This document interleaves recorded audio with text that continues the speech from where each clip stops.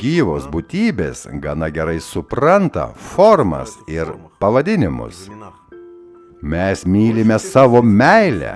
Mes mylime savo meilę kitam žmogui. Norite atvirai pasakyti? I love you.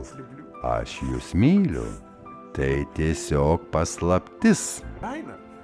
Vyrams natūralu galvoti apie moteris. 24 valandas galite galvoti apie Šrimatį Radharanį. Prašom.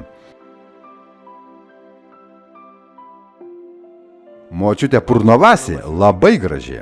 Jos kūnas 18-metės, bet ji močiutė.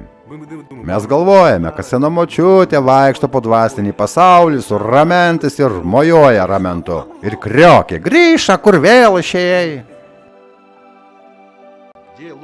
Kur yra geismo lizdas? Jausmuose.